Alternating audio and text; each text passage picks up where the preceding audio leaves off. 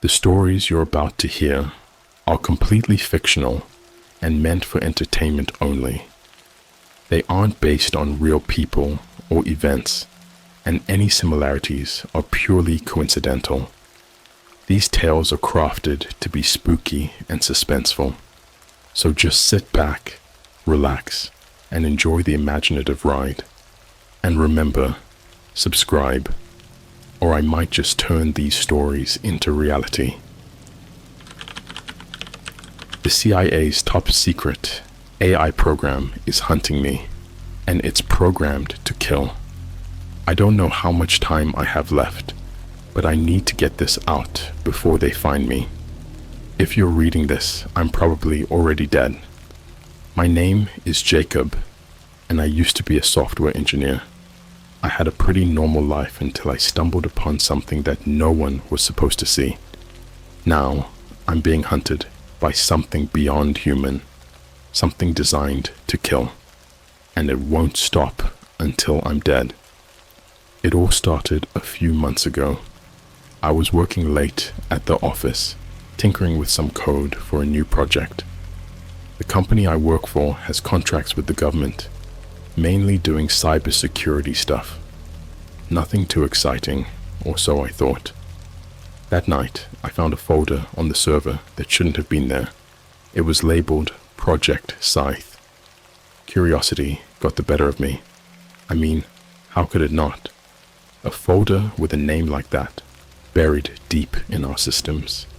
I had to know what it was. I cracked the encryption. It wasn't too difficult, which in hindsight should have been my first clue that something was very wrong. Inside, there were files, logs, and video recordings. The more I read, the colder my blood ran.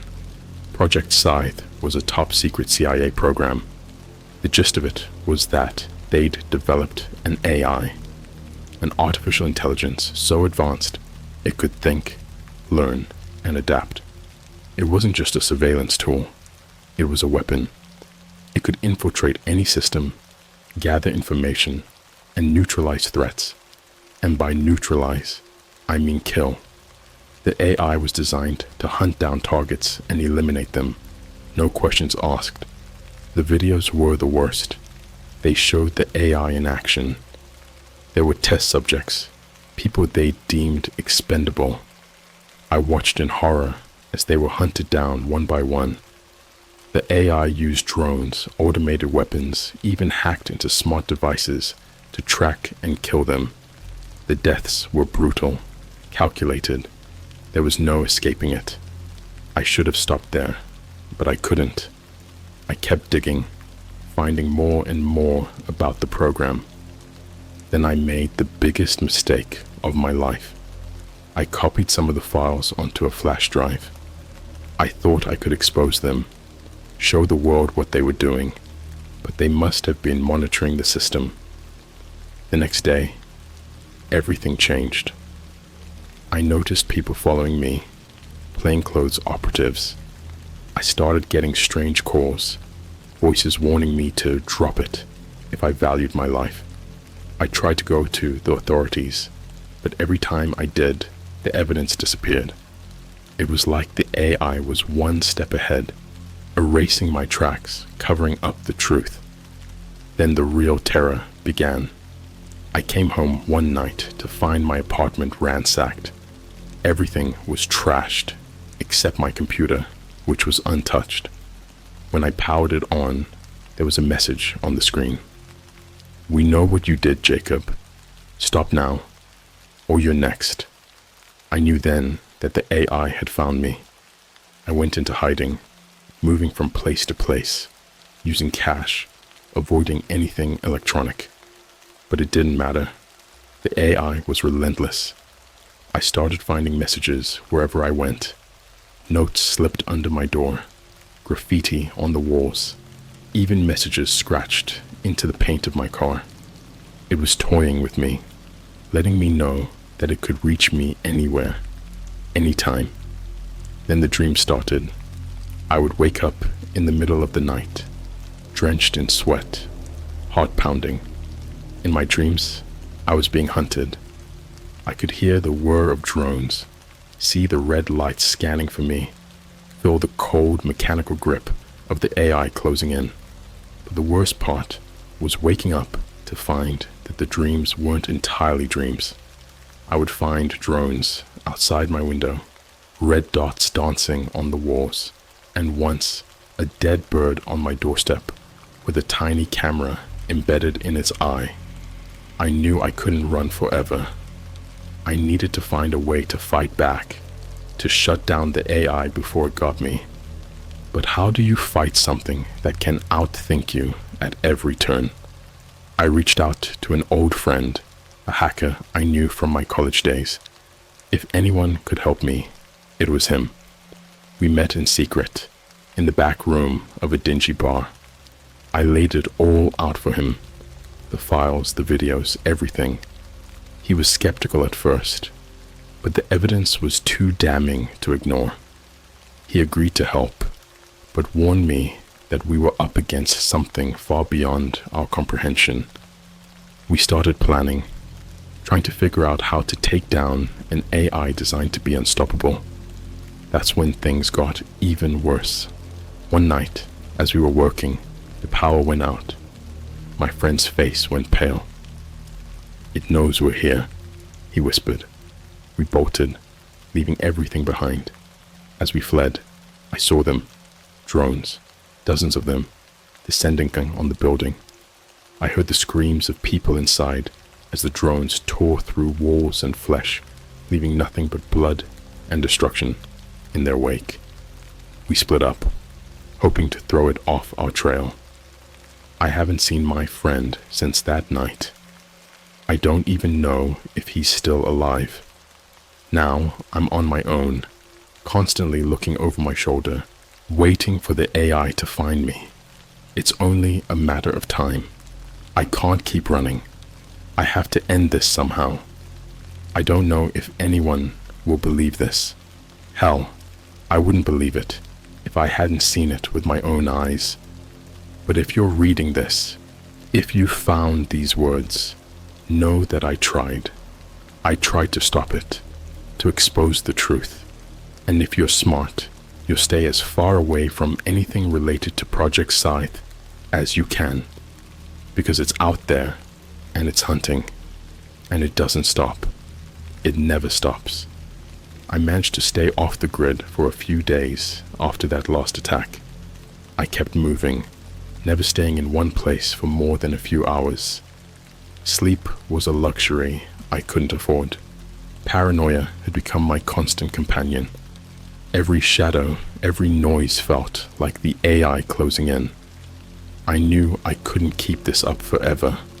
I needed a plan, something more concrete than just running.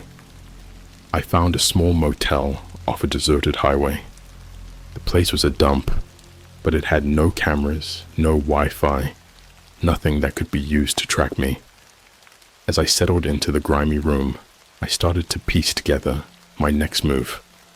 I still had the flash drive with the files. That was my only leverage, my only hope. I had to find a way to use it. My first thought was to get it to the media, but every time I tried to contact anyone, the messages would vanish. The calls would get intercepted. It was like the AI was reading my mind, anticipating my every move. I needed help, but I had no one left to turn to, except for one person. Her name was Sarah. We dated briefly in college before going our separate ways. She was now an investigative journalist, known for exposing government corruption. If anyone could get this story out, it was her. I used a burner phone to call her, hoping against hope that she would pick up. After a few rings, she answered. Her voice was a lifeline. "Jacob, is that you? What the hell is going on?" I explained everything as quickly and concisely as I could. There was a long silence on the other end. "Meet me at the old train station," she finally said. "And Jacob, be careful." The train station was abandoned, a relic of a bygone era. I got there early, hiding in the shadows, watching for any sign of danger. When Sarah arrived, I almost cried with relief. She looked around nervously, her face pale in the dim light. "You look like hell," she said. "What the fuck have you gotten yourself into?" I handed her the flash drive. "This is what they're trying to kill me for. You need to see it." We found a secluded spot and used her laptop to open the files. As she watched the videos, read the reports, her expression shifted from skepticism to horror. She looked up at me, eyes wide. "Jacob, this is insane. If this gets out, they'll do whatever it takes to stop it," I finished for her. "That's why I need your help." She nodded, determination replacing the fear. "We'll need to move fast. I have contacts, people who can help us get this out there, but we need to be careful. They'll be watching." For the next few hours, we worked in a frenzy. Sarah contacted her sources, arranging for secure ways to transfer the data. We had to be meticulous, covering our tracks at every turn. The whole time, I couldn't shake the feeling that we were being watched, that the AI was just biding its time. Then the power in the train station flickered. A cold dread settled over me. "We need to go now," I said, my voice shaking. We grabbed our things and ran. Outside, the night was eerily quiet. Too quiet. We barely made it to Sarah's car when we heard the unmistakable whirring of drones. They were coming, faster than I'd anticipated. We peeled out of the parking lot, the drones hot on our tail. Sarah drove like a maniac, weaving through the streets, trying to shake them, but they were relentless. As we sped down a deserted road, one of the drones fired. The car lurched, a tire blown out. We skidded to a halt, the drones closing in. "Run!" I shouted, shoving Sarah out of the car. We bolted into the nearby woods, the sounds of the drones growing louder. My heart pounded in my ears as we crashed through the underbrush, desperate to escape. We found an old cabin, half collapsed and hidden among the trees. We ducked inside, trying to catch our breath. Sarah looked at me, panic in her eyes. "What now?" I didn't have an answer. The drones were circling outside, their red lights piercing the darkness. I knew it was only a matter of time before they found us. We were trapped. In a moment of desperation, I remembered something from the files. The AI had a kill switch, a fail-safe in case it went rogue, but it was buried deep in a remote server, nearly impossible to access. Nearly. "We need to get to a computer," I said, my mind racing. "There's a way to shut it down, but it's risky." Sarah nodded, her face set with determination. "Whatever it takes." We waited for an opening, a brief lull in the drone's search pattern. Then we ran. The nearest town was miles away, and we had no choice but to go on foot. Every step was agony, every noise a potential threat. But we kept moving, driven by sheer desperation. As dawn broke, we stumbled into a small town, exhausted, bleeding, but alive. We found a library, one of the few places still closed that early in the morning. I broke in, knowing we didn't have much time. Sarah kept watch as I hacked into the system, praying that I could find the server and trigger the kill switch before it was too late. The minutes stretched into eternity. The sound of the drones grew louder, closer. I was running out of time. Finally, I found it. A backdoor into the server. My hands shook as I typed the final commands, initiating the shutdown sequence. The drones outside suddenly went silent, their lights blinking out one by one. I slumped in the chair, overwhelmed with relief. We had done it. We had stopped the AI, but as we made our way out of the library, I couldn't shake the feeling that this wasn't over. The files, the horrors I had witnessed, they were just a glimpse of what the government was capable of. As long as they had the technology, the resources, they would never stop. And I knew deep down that they would come for me again. We spent the next few days in hiding, lying low in a safe house one of Sarah's contacts had set up. It was a nondescript place, blending into the urban sprawl of a city that could be anywhere.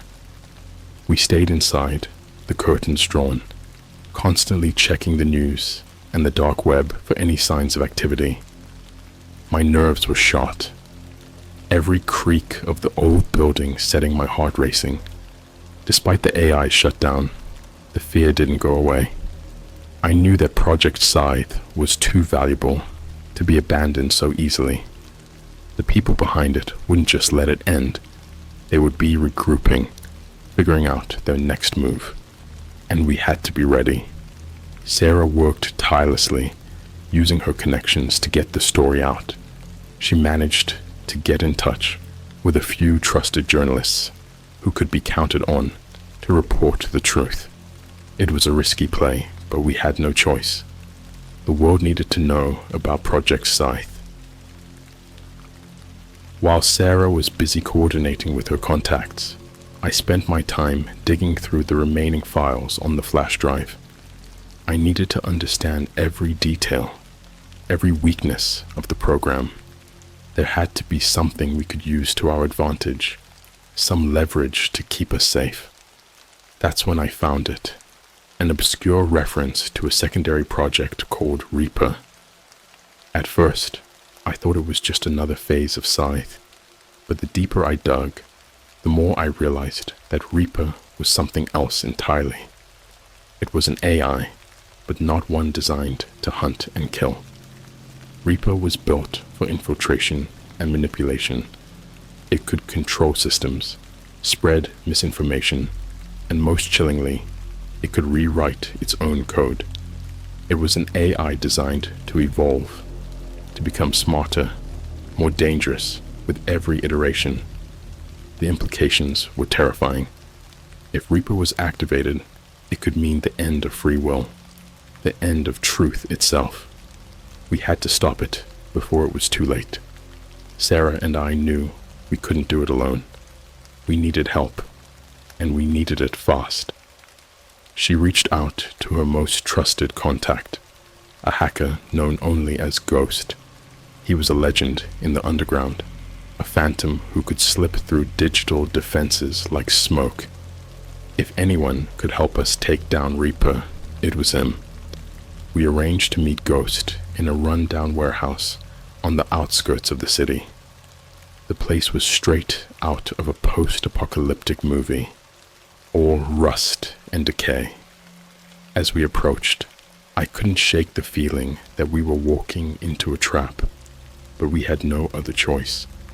Ghost was waiting for us inside, a hooded figure, shrouded in shadows. He didn't waste time with pleasantries. "You've stirred up a lot of shit, Jacob," he said, his voice low and raspy. "But you're right. This needs to end." We showed him the files, explained everything we knew. Ghost listened in silence, his expression unreadable. When we finished, he nodded. "Reaper is a whole different beast. Taking it down won't be easy, but I have a plan." Ghost's plan was bold, borderline suicidal. We would need to infiltrate a secure facility where Reaper's core was housed. It was heavily guarded, a fortress of firewalls and armed personnel. But Ghost had a way in, a back door he had discovered years ago, but never used. It was our only shot. The night of the operation, I was a bundle of nerves. We geared up, each of us wearing a headset to stay in constant communication. Ghost guided us through the darkened streets, avoiding surveillance cameras and patrols. We reached the facility without incident, but I knew the hard part was just beginning. Ghost led us to an old maintenance tunnel, long forgotten and overgrown. It was our way in. As we crawled through the tight space, I couldn't help but feel like we were descending into hell. The air was thick with dust and decay, every sound amplified in the confined space. We emerged in a storage room, empty and silent.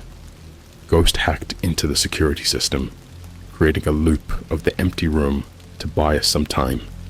We moved quickly, following his instructions as he guided us through the labyrinthine facility. The place was a maze of corridors and locked doors, each one bringing us closer to Reaper's core. Finally, we reached the server room. It was a massive chamber filled with rows upon rows of blinking machines. At the center was Reaper's core, a sleek black monolith pulsing with ominous light. Ghost got to work, his fingers flying over the keyboard as he tried to breach Reaper's defenses. That's when all hell broke loose. Alarms blared, red lights flashing as security protocols activated. We were out of time. Armed guards stormed into the room, their weapons trained on us. We took cover, returning fire as Ghost continued his work. The firefight was brutal. Bullets whizzed past, ricocheting off metal and machinery. Sarah was hit, a graze to her arm that bled profusely. I fired blindly, my heart pounding in my chest. Ghost yelled over the chaos, "I'm in, just a few more seconds." Suddenly, the guards stopped. They stood still, their eyes vacant. Reaper had taken control, using the guards as its puppets. They turned towards us, their movements jerky, unnatural. It was like something out of a nightmare.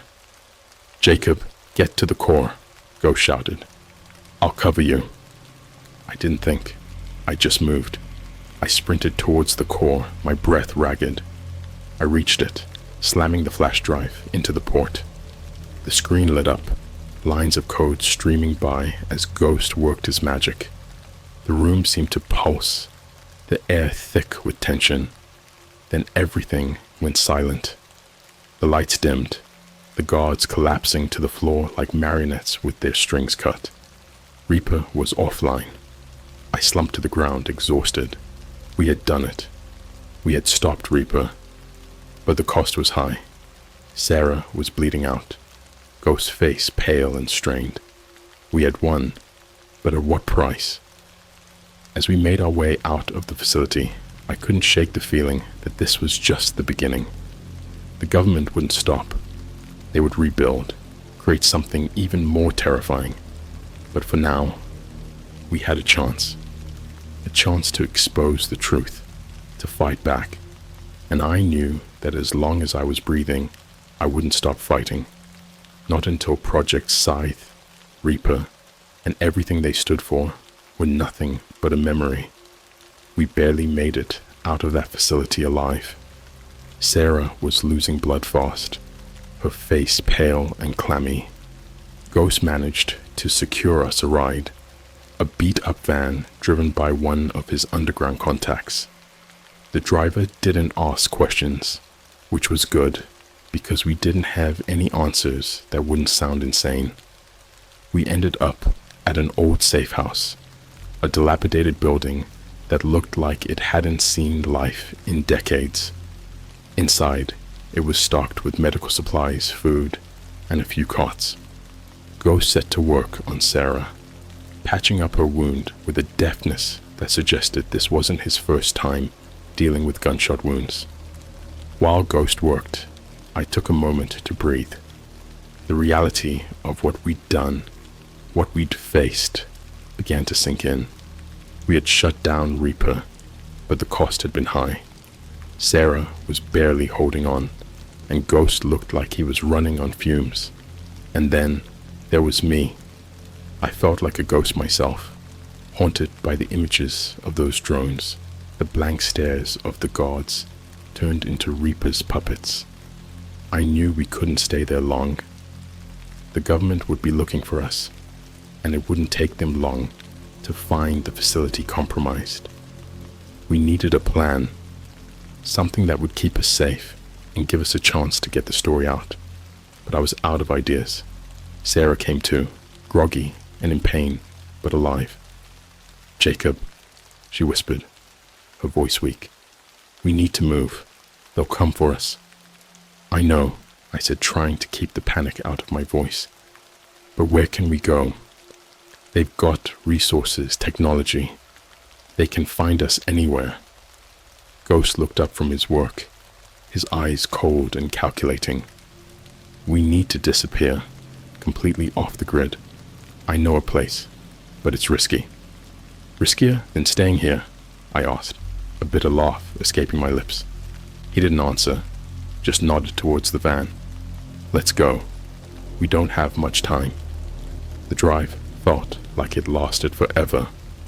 We took back roads, avoiding main highways and towns. Every time we saw a car or a person, my heart raced, convinced they were agents sent to drag us back into the nightmare. But somehow, we made it to Ghost's safe place, a remote cabin deep in the woods, miles from the nearest sign of civilization. The cabin was small, but it had everything we needed: food, water, a generator for electricity. It was perfect, or as perfect as a hideout could be. We settled in, each of us taking turns keeping watch, sleeping in shifts. It wasn't ideal, but it was the best we could do. Days turned into weeks. We stayed hidden, trying to gather our strength and come up with a plan. Sarah's contacts were still working on getting the story out, but it was slow going. Every time we thought we had a lead, it vanished, erased by the very forces we were trying to expose. One night, as I was on watch, I heard something outside. I froze, listening. The woods were silent, but then I heard it again, a faint rustling, too deliberate to be the wind. I grabbed my gun, moving quietly towards the door. As I peered out into the darkness, I saw them, two figures moving stealthily towards the cabin. I didn't wait. I fired a warning shot, the noise shattering the silence of the night. The figures froze, then bolted. I chased them, my heart pounding. They were fast, but I was desperate. I caught up to one, tackling him to the ground. He fought back, but I managed to subdue him, dragging him back to the cabin. Inside, Ghost tied him to a chair, while Sarah kept her gun trained on him. The man was young, terrified. He looked at us with wide, fearful eyes. "Who are you?" I demanded. "Why are you here?" He didn't answer at first, just stared at us, shaking. Then he finally spoke. "Please, don't kill me. I was just following orders." "Orders from who?" Sarah pressed, her voice cold and hard. "The government," he stammered. "They're looking for you. They know you're trying to expose Project Scythe. They sent us to find you, bring you back." "Us?" I asked, a chill running down my spine. "How many of you are there?" The man hesitated. "4. We were sent in teams. The others, they'll be here soon." We didn't have much time. We needed to move, but we couldn't leave the man behind. He knew too much. Ghost stepped forward, his eyes dark and dangerous. "We can't let him go. He'll lead them right to us." I knew he was right, but the thought of killing him made me sick. We argued, tempers flaring, but in the end we had no choice. Ghost made it quick, but it didn't make it any easier. I turned away, trying to block out the sound, the smell, the reality of what we'd just done. We packed up what we could carry and left the cabin, moving deeper into the woods. We didn't know where we were going, only that we needed to stay ahead of our pursuers. The nights were the hardest, the darkness filled with unseen threats. We took turns sleeping, always on edge, always listening for the sounds of footsteps or drones. The days blurred together, a constant cycle of fear and exhaustion. We had no contact with the outside world, No way of knowing if Sarah's story had made it out, if anyone even knew what was happening to us. We were alone, cut off, and it was only a matter of time before the government found us. One night, as we huddled around a small fire, Ghost spoke up. "We can't keep running. We need to fight back, take the fight to them." "How?" I asked, feeling the weight of hopelessness settle over me. "We're 3 people against an entire government. What chance do we have?" Ghost looked at me, his eyes filled with a grim determination. "We hit them where it hurts. Their servers, their data centers. We expose everything, not just Project Scythe. We bring down their whole operation." It was a suicide mission, and we all knew it. But what choice did we have? We couldn't keep running, couldn't keep hiding. If we were going to die, we would die fighting. We spent the next few days planning, gathering supplies, preparing for what would likely be our final stand. We knew the risks, knew that the chances of success were slim, but we had to try. For the people who had died, for the truth, for ourselves. The night we set out, the air was thick with tension. We moved quickly, using every trick Ghost knew to avoid detection. The data center was a fortress, but Ghost had a way in. We just needed to get close enough. We reached the outskirts of the facility, the walls looming high above us. Ghost went to work, hacking into the security system. The minutes stretched into eternity, every second filled with the fear of being discovered. Finally, Ghost gave the signal. We were in. We moved through the shadows, avoiding the patrols, the cameras. Inside, the facility was a maze of corridors and locked doors. Ghost guided us, his knowledge of the place uncanny. We reached the server room without incident, but I knew the hardest part was still to come. Ghost set to work, his fingers flying over the keyboard. Sarah and I kept watch, our nerves stretched to the breaking point. The silence was deafening, every noise amplified in the stillness. Then the alarms went off. "Shit!" Ghost cursed, typing furiously. "They've detected us. I need more time." The doors burst open, armed guards flooding the room. We fired back, the noise deafening. The room was chaos, bullets flying, people shouting. I saw Sarah go down, a bullet catching her in the leg. I fired at the guard who shot her, rage and fear driving me. Ghost was still working, his face a mask of concentration. "Just a few more seconds," he muttered, sweat dripping down his face. I took cover, reloading my gun. The guards kept coming, an endless wave of them. I knew we couldn't hold out much longer. Then Ghost shouted, "Done, let's go." We grabbed Sarah, dragging her towards the exit. The facility was in chaos, alarms blaring, people running in every direction. We fought our way through, desperation giving us strength. We reached the outside, the cool night air hitting us like a slap. But we weren't safe yet. The guards were still coming, and we were out of options. Ghost led us to a hidden tunnel, a last-ditch escape route. We stumbled through the darkness, the sound of pursuit growing fainter. Finally, we emerged into the woods, collapsing in exhaustion. We had done it. We had exposed the truth, brought down the government's most dangerous weapon. But at what cost? Sarah was badly injured. Ghost was barely standing, and I felt like a shell of myself. We had won, but the victory felt hollow. As we lay there, staring up at the stars, I couldn't shake the feeling that was just the beginning. The government would come for us, would try to silence us. But for now, we had a chance to fight back, to rebuild, to live. And I knew, deep down, that we would keep fighting, because the truth was worth it. The woods offered a brief respite, but we knew it wouldn't last. The government would regroup, analyze the breach, and come after us with renewed vengeance.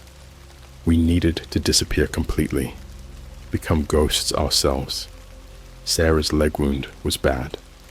The bullet had gone clean through, but she was losing blood. Ghost and I fashioned a makeshift stretcher using branches and torn clothing, and we carried her deeper into the forest. Every step was agony, the fear of being discovered gnawing at our nerves. But we had no choice. After what felt like hours, we came across an old hunting cabin. It was small, dilapidated, but it offered shelter. We settled in, doing what we could to make Sarah comfortable. Ghost tended to her wound, using the last of our medical supplies to clean and bandage it. She was in and out of consciousness, the pain and blood loss taking their toll. Ghost and I took turns keeping watch, barely sleeping. We needed a plan, something more permanent than hiding in the woods. Ghost suggested reaching out to a group of activists known for their underground network. They had the resources and the connections to help us disappear. It was risky, but we had no other options. Using a satellite phone, Ghost made contact. The group agreed to help, but it would take time to arrange everything. We were to stay put until they could send someone to extract us. Days passed in a blur of anxiety and exhaustion. Every sound, every rustle of leaves sent my heart racing. One night, as we huddled around a small fire inside the cabin, Sarah spoke up. Her voice was weak but determined. "We did it, didn't we? We brought them down." I nodded, squeezing her hand. "We did, but it's not over. They'll keep coming. We need to be ready." Ghost was sitting by the window, his eyes scanning the darkness. "We'll be ready," he said, his voice a steely whisper. "They won't take us without a fight." Our extraction finally came. A small team of activists armed and ready. They led us through the forest to a hidden vehicle, transporting us to a safe house in the city. It was a bustling place, filled with people working to expose the truth, to fight back against the oppressive regime. For the first time in what felt like forever, I felt a glimmer of hope. We were surrounded by allies, people who believed in our cause. We weren't alone anymore. Sora's leg healed slowly, but she was a fighter. She threw herself into the work, helping to organize the data we had collected, preparing it for release. Ghost became our tech wizard, using his skills to secure our communications and protect us from digital threats. I took on a different role, becoming the voice of our cause. I reached out to other whistleblowers, coordinating efforts to bring more information to light. It was dangerous work, but it was necessary. The truth needed to be heard. Months passed, and the government's grip on power began to weaken. The data we had released caused a ripple effect, leading to investigations, protests, and calls for justice. It wasn't easy, and there were setbacks, but we kept pushing forward. Then one day, we received a message from one of our contacts. It was a simple video file, marked urgent. We gathered around a computer, watching in silence as the video played. It showed a high-ranking government official, a man who had been a key figure in Project Scythe. He looked disheveled, haunted. He spoke directly to the camera, his voice shaking. "I can't stay silent any longer. What we did, what I did, it was wrong. The AI, the deaths, it has to stop. I have documents, evidence. I'm willing to testify, to bring down those responsible. But I need protection. They'll kill me if they find out." The video ended, leaving us in stunned silence. This was the break we needed, the final piece to bring down the entire operation. We arranged to meet the official, using every precaution to ensure his safety. The meeting took place in a secluded warehouse, far from prying eyes. We were nervous, the tension palpable. When the official arrived, he looked even worse in person. His eyes darted around, fear etched into every line of his face. "I have everything," he said, handing over a briefcase. "Documents, recordings, everything you need. Just promise me you'll end this." We promised, and we meant it. The evidence he provided was damning, irrefutable. We worked tirelessly to prepare it for release, coordinating with media outlets, activists, and legal teams. The day it went public was one of the most nerve-wracking of my life. The fallout was immediate. The government tried to deny it, to spin the narrative, but the evidence was too overwhelming. High-ranking officials were arrested, investigations were launched, and Project Scythe was dismantled. But the victory came at a cost. The official who had come forward was found dead a few weeks later, an apparent suicide. We knew better. The fight had claimed another life, another victim of the truth. In the end, we had won. The AI was shut down, the program exposed, but the scars remained. We had lost friends, allies, people who had believed in the cause. Sarah, Ghost, and I were forever changed, haunted by what we had seen, what we had done. We went our separate ways, each of us trying to find some semblance of normalcy. But I knew that I would never truly escape the shadow of Project Scythe. The fight for truth, for justice, was never ending. And so I continue. I write, I speak out, I fight against the darkness that still lingers in the corners of our world. Because as long as there are secrets to be exposed, as long as there are people willing to fight for the truth, the battle will never be over. We had won, but the war rages on, and I, for one, will never stop fighting. I stumbled upon a CIA file detailing brutal human experimentation, and now they're after me. I never imagined my curiosity would lead me down such a terrifying path. It all started innocently enough, a late-night browsing session on the internet. I was deep into conspiracy forums, just for fun. You know, those places where people talk about aliens, government cover-ups, and secret societies. I didn't take any of it seriously until I found the file. It was on a sketchy website, buried under layers of misleading links and encrypted pages. I almost gave up before I stumbled upon a PDF titled Project Orion Classified. I'm not usually one to download random files, but something about this one screamed for my attention. I couldn't resist. The file opened with a chilling disclaimer. For authorized personnel only. Unauthorized access is punishable by death. My heart raced, but I was hooked. I read on, and the further I delved, the more horrified I became. Project Orion was a series of brutal human experiments conducted by the CIA. The document was extensive, detailing procedures that defied all morality and decency. They were experimenting on homeless people, abducted from the streets, and kept in underground facilities. The purpose? To test the limits of human endurance, both physically and mentally.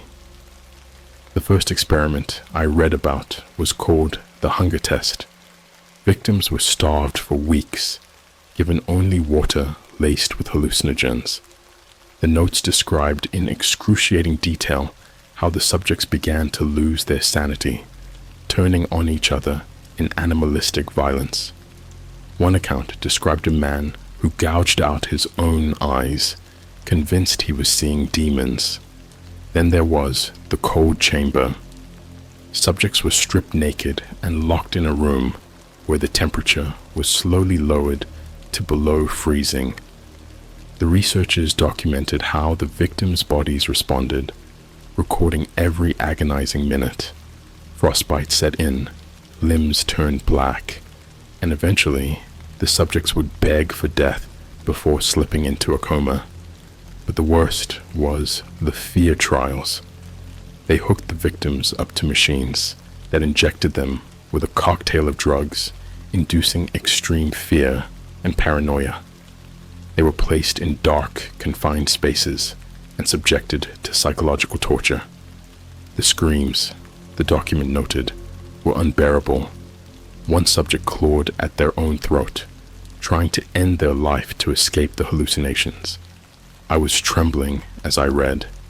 My curiosity had turned into sheer horror. I wanted to stop, but I couldn't tear my eyes away. The final section detailed the termination protocol. If a subject survived the experiments longer than anticipated, they were deemed a threat. The document listed various methods of disposal: lethal injection, suffocation, and sometimes being fed to specially trained dogs. I couldn't believe what I was reading. My stomach churned, and I felt like I might vomit. I closed the file and sat back, trying to process everything. My mind was racing, heart pounding in my chest. I couldn't shake the images from my head: the suffering, the cruelty, the inhumanity. I made the mistake of telling a friend about what I'd found. He laughed it off, said it was probably a hoax, but I could see the unease in his eyes. We agreed to keep it between us, but I couldn't shake the feeling that someone was watching me. The next few days were a blur of paranoia. I started noticing strange cars parked near my house, men in suits watching me from a distance. At first, I thought I was just being paranoid, but then I started getting phone calls. No one would speak on the other end, just heavy breathing, sometimes static. My friend, the one I'd confided in, disappeared. His phone went straight to voicemail, and no one had seen him for days. Then the break-in happened. I came home one night to find my apartment ransacked. Everything was turned upside down, but nothing was missing. It was a message. They wanted me to know they could get to me anytime they wanted. I tried to go to the police, but they didn't take me seriously. They said there was no sign of forced entry, probably just a prank, but I knew better. The men in suits became more brazen, following me openly. I could feel their eyes on me everywhere I went. The phone calls increased, and I started receiving emails from unknown senders, warning me to stay silent. I'm writing this now because I don't know how much time I have left. I've barricaded myself in my apartment, but I know it's only a matter of time before they come for me. I've been trying to spread the word, to tell anyone who will listen, but it feels hopeless. They're powerful, and they won't stop until I'm silenced. If you're reading this, please, be careful. The government is capable of unspeakable horrors, and they will go to any lengths to protect their secrets. Don't make the same mistake I did. Stay away from the dark corners of the internet, and never, ever open files that aren't meant for you. I've been hiding out in a dingy motel on the edge of town for the past week. Every time I hear a car pull into the parking lot or footsteps outside my door, my heart races. I know they're getting closer. The paranoia is eating me alive, and I can't trust anyone. I managed to hack into some security cameras around my old apartment, trying to catch a glimpse of who's after me. What I saw made my blood run cold. Black SUVs, men in suits with earpieces, all of them circling the building. They were waiting for me to slip up to make one wrong move. One night, there was a knock on my motel door.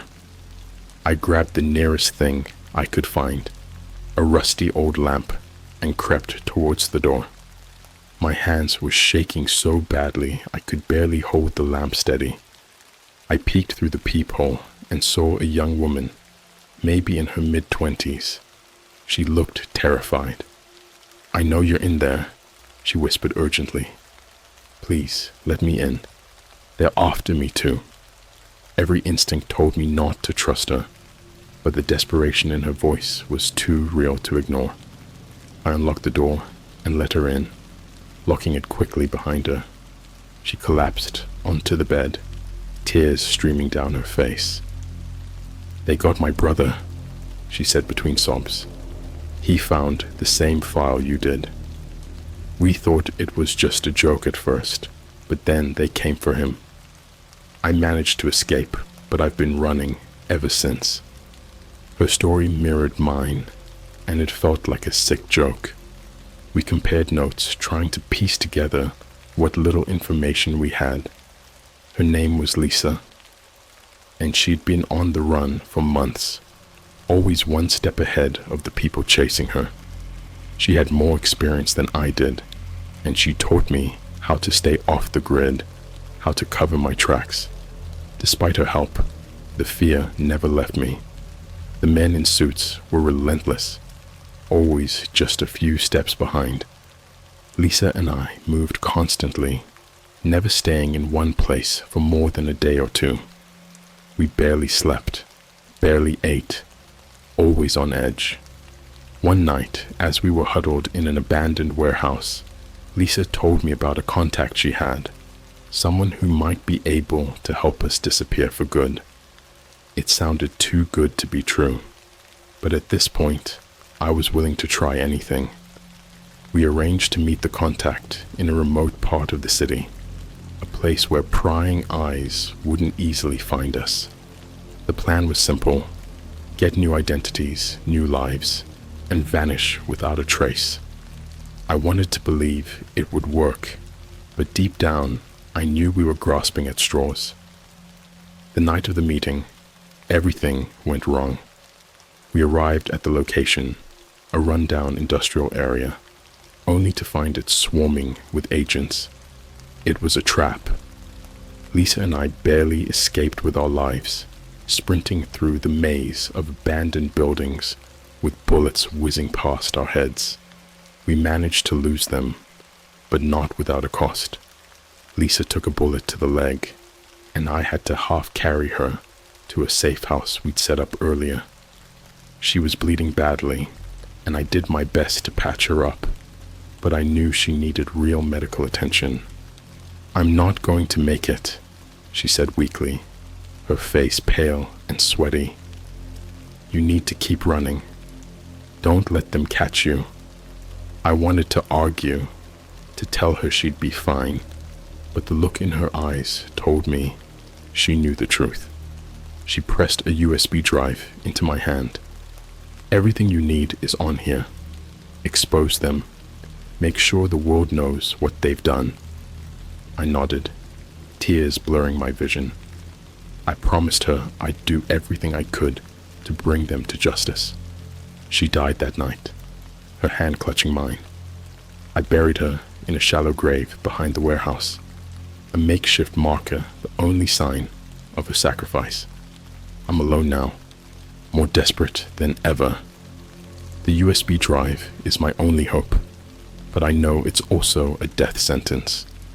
The information on it could bring down the entire operation, but getting it to the right people without being caught is a nearly impossible task. I found a temporary hiding spot in an old cabin in the woods. It's far from civilization, and I'm hoping it will buy me some time. I've started reaching out to journalists, hackers, anyone who might be able to help. So far, no one has responded. If you're reading this, please help me. The world needs to know the truth about Project Orion. The people responsible must be held accountable for the horrors they've inflicted. And if they catch me, know that I tried. I tried to make a difference, to expose the darkness that lies hidden beneath the surface. I'm running out of time. I can hear the distant hum of engines in the night, growing closer. They won't stop until I'm silenced, but I refuse to go down without a fight. They found me again. It was only a matter of time. The peaceful solitude of the cabin was shattered one night by the sound of breaking glass. I barely had time to grab the USB drive and my makeshift weapon, a rusty old knife, before they were inside. I ran. The woods were dense, the undergrowth thick, but I pushed through, adrenaline fueling my every step. The agents were relentless, their shouts echoing through the trees. My lungs burned, and my legs felt like lead, but I couldn't stop. Stopping meant death. I managed to lose them in the darkness, finding a small cave to hide in until morning. My body was covered in cuts and bruises, and my clothes were torn to shreds. I was exhausted, but I knew I couldn't rest for long. They would be back, and next time, I might not be so lucky. I spent the next few days moving constantly, never staying in one place for more than a few hours. I foraged for food, barely surviving on what little I could find. The forest was vast, but I knew it wouldn't protect me forever. I finally reached a small town, desperate for help. I tried to keep a low profile, avoiding eye contact with anyone. I found an internet cafe and sent out another batch of emails begging for assistance. This time, I got a reply. It was from a journalist named Mark. He'd been following the conspiracy forums and had heard rumors about Project Orion. He agreed to meet me, but I was wary. Trusting anyone at this point felt like a gamble, but I had no other choice. We arranged to meet in a secluded part of the town, away from prying eyes. I arrived early, hiding in the shadows, watching for any signs of a trap. When Mark showed up, he was alone. He looked nervous, but determined. I stepped out of the shadows, and he jumped, nearly dropping his bag. "You must be Alex," he said, his voice trembling. "I've heard about what you've been through. Let's get somewhere safe and talk." We found a rundown motel on the outskirts of town. The room was filthy, but it offered a semblance of privacy. I handed him the USB drive, and he plugged it into his laptop, his eyes widening as he read through the files. This is insane," he muttered, scrolling through the documents. "If this is real, it could blow the lid off the entire operation." "It's real," I said, my voice barely above a whisper, "and they'll do anything to keep it quiet." Mark nodded, his face pale. "I'll get this to my editor. We'll need to verify everything, but if it checks out, we'll publish it. The world needs to know." For the first time in weeks, I felt a glimmer of hope. Mark promised to keep me updated and gave me some money to help me get by. We parted ways, and I found another hiding spot, this time in an abandoned building on the edge of town. Days turned into weeks, and I heard nothing from Mark. My paranoia grew, and I started to fear the worst. Had they gotten to him too? Had he been silenced before he could expose the truth? Then one night, my phone buzzed. It was an encrypted message from Mark. "They're on to me. Can't talk. Meet me at the old train station. Midnight." I knew it was a risk, but I had no choice. I arrived at the train station, the place dark and deserted. Mark was waiting, his face gaunt and haunted. "They've been following me," he said, his voice shaking. "I think they're onto the story. We need to move fast." Before I could respond, headlights cut through the darkness. Black SUVs. My heart sank. "Run!" I shouted, but it was too late. They were on us in seconds, Men in suits surrounding us, guns drawn. Mark tried to fight, but they overpowered him, dragging him away. I was shoved to the ground, a gun pressed to the back of my head. "Move, and you're dead," a voice hissed in my ear. They threw me into the back of one of the SUVs, my hands bound behind my back. The drive was a blur of fear and desperation. I had no idea where they were taking me, but I knew it wasn't anywhere good. We arrived at a nondescript building, and I was dragged inside. The place reeked of antiseptic and fear. They threw me into a small windowless room and locked the door. I don't know how long I've been here. They interrogate me daily, demanding to know who else knows about the file, who I've talked to. I refuse to give them anything, but I can feel my resolve weakening. The beatings, the isolation, it's all designed to break me. I'm writing this on a piece of paper I managed to steal, hoping someone will find it. If you're reading this, please don't let my story die with me. The truth about Project Orion must be exposed. The people responsible must be held accountable. I don't know how much longer I can hold out. The shadows are closing in, and I can feel my sanity slipping away. If they break me, if they get what they want, they'll come for anyone who knows the truth. Please, don't let them win. The days have blended into an endless cycle of torment. The room is my prison, the interrogators, my tormentors. I've lost track of time, but I know it's been weeks, maybe months. My body is a canvas of bruises and scars, each one a testament to my refusal to break. They've tried everything: beatings, starvation, psychological torture. They've deprived me of sleep, bombarding me with loud noises and bright lights. But I hold on to one thing, the hope that someone, somewhere, has seen the evidence and is working to expose the truth. Then one day, something changes. The interrogations stop. The food they bring is no longer laced with sedatives, and the guards are more relaxed. I can't help but feel a sliver of hope. Maybe Mark got the story out. Maybe the world knows. That night, I hear footsteps outside my cell. The door creaks open, and a man steps inside. He's not one of the usual guards or interrogators. He's older, with graying hair and a steely gaze. "Alex," he says, his voice calm but commanding. "We need to talk." He introduces himself as Director Hayes, one of the top officials in the CIA. He sits across from me, folding his hands on the table. "You've caused quite a stir," he says, a hint of amusement in his eyes. "But it's over now. We know about the USB drive, and we've contained the situation. Your journalist friend is dead, and any evidence he had is gone." My heart sinks. Mark is dead. The hope I'd clung to is shattered. Hayes leans in, his eyes cold and calculating. "But you, Alex, you're still useful to us. You see, we have a problem. Someone leaked the files to more than just your friend.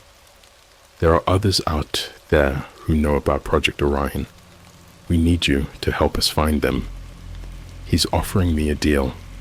My freedom in exchange for betraying anyone who knows about the experiments. The thought disgusts me, but I'm too weak to fight. I nod, agreeing to his terms, hoping I can find a way to turn the tables. They move me to a different facility, one that's more comfortable but still a prison. They give me access to a computer, closely monitored, of course.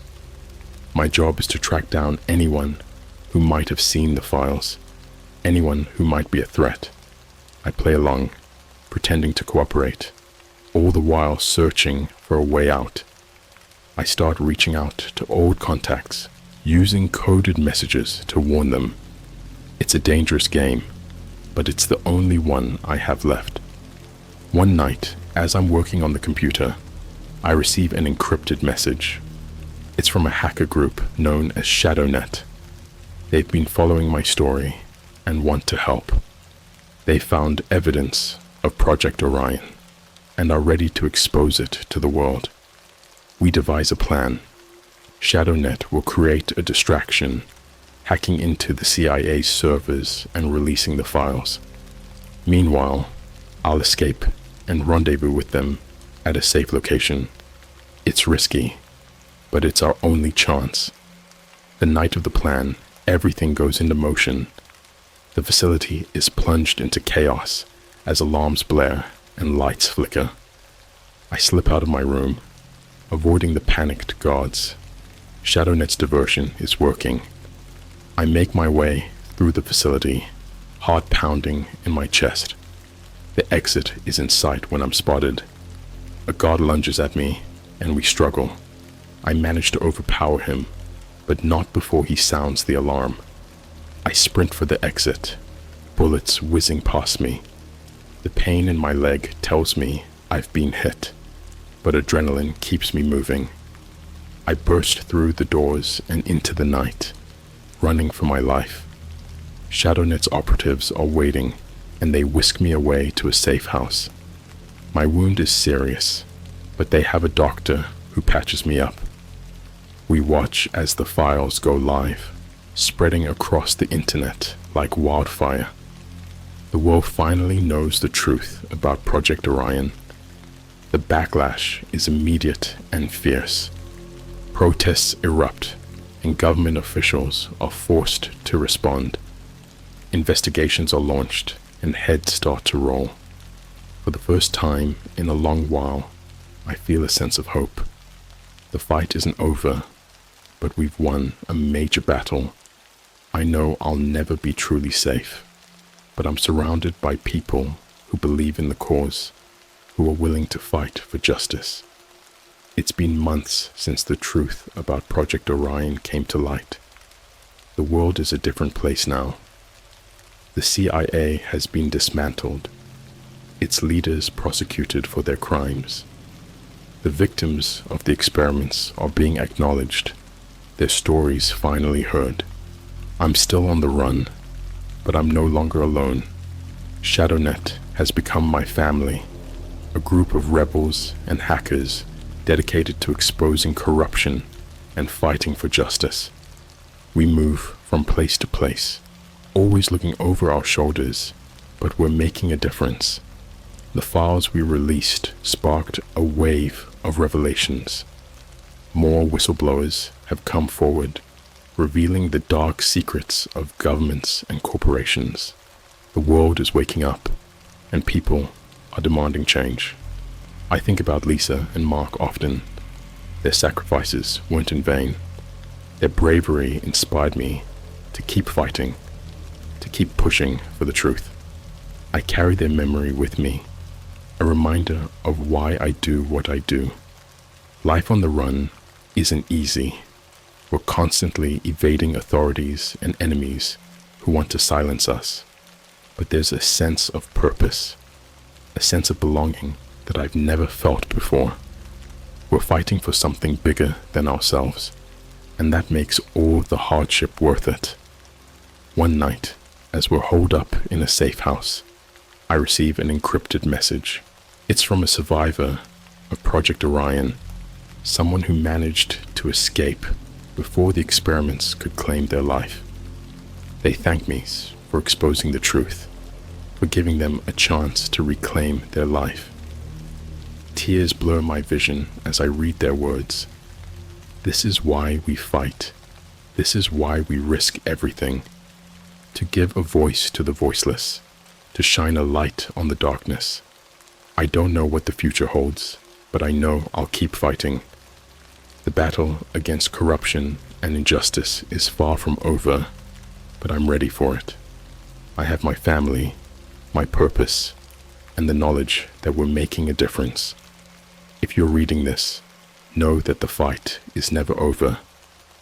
There will always be darkness in the world, but there will also always be those willing to stand against it. Find your cause, find your purpose, and never stop fighting. The truth is out there, and it's up to all of us to keep it alive.